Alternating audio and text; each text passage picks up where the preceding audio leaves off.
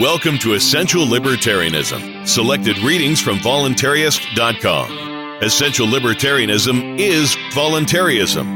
Let's reclaim the anti-political heritage of this philosophy together. The essays and books we read in this show will bring us closer to the state-free voluntary society that we desire. Let's begin the journey.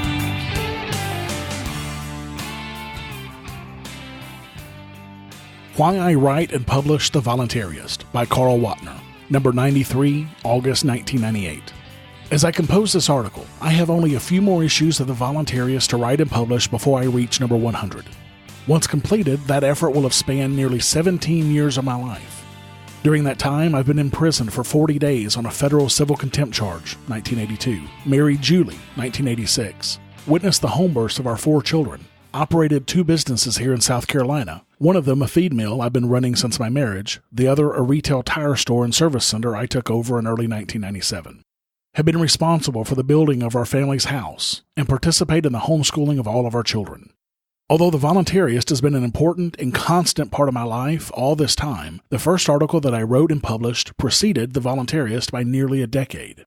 It was Lysander Spooner, Libertarian Pioneer, and appeared in Reason magazine in March 1973.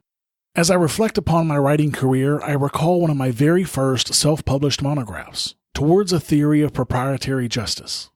In it, there was a piece titled, Let It Not Be Said That I Did Not Speak Out.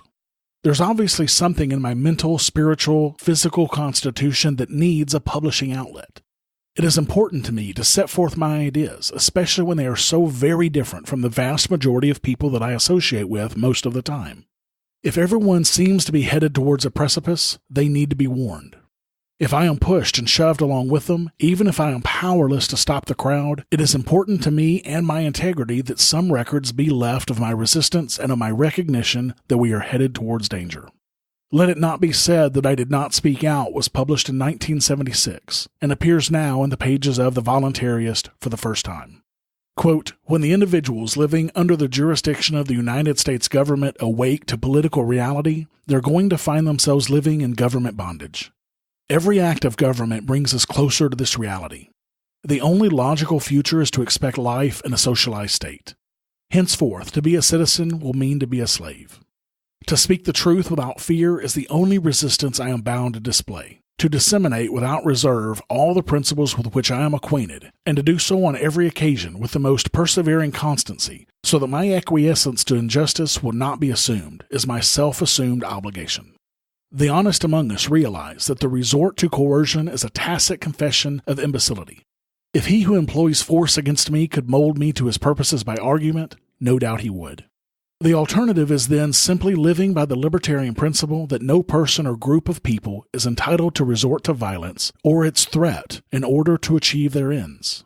This means that everyone, regardless of their position in the world, who is desirous of implementing their ideas must rely solely on voluntary persuasion and not on force or its threat. Individuals make the world go round. Individuals and only individuals exist. No man has any duty towards his fellow men except to refrain from the initiation of violence. Nothing is due a man in strict justice but what is his own. To live honestly is to hurt no one and to give to everyone his due. Justice will not come to reign unless those who care for its coming are prepared to insist upon its value and have the courage to speak out against what they know to be wrong. Let it not be said that I did not speak out against tyranny. End quote. As much as any other piece I've ever written, it probably best explains why I've devoted so much time to The Voluntaryist over the years. There is an episode in Ayn Rand's Anthem in which the protagonist, Equity 7-2521, discovers a room full of books, someone's personal library, that had escaped the book burning that undoubtedly had accompanied the creation of the collectivist Holocaust in which he lived. It was among these books that he rediscovered the word I, which had disappeared from the current lexicon. My hope is that the voluntarist message, that a non-violent and stateless society is both moral and practical, will survive, just like the books that equality found. Hopefully, if someone in the future finds copies of the Voluntaryist newsletter or the anthology that I am proposing to publish, they will help to rekindle, rediscover, or elaborate the ideal of a totally free market society. One doesn't need to be a pessimist to see that those ideas might one day disappear. Even in our own time, only a small part of the population embraces libertarian ideas, and only a small number of libertarians would consider themselves voluntarists, people who reject voting and the legitimacy of the state.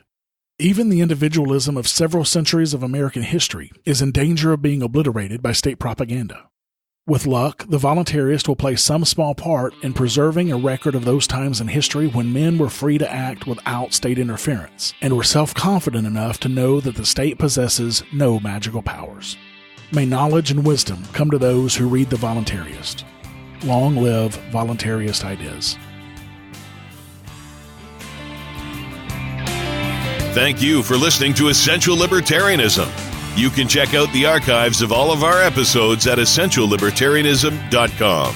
And you can subscribe to future episodes on any podcatcher, including Apple Podcasts, Stitcher, Google Play, and more. This has been a Pax Libertas Productions podcast.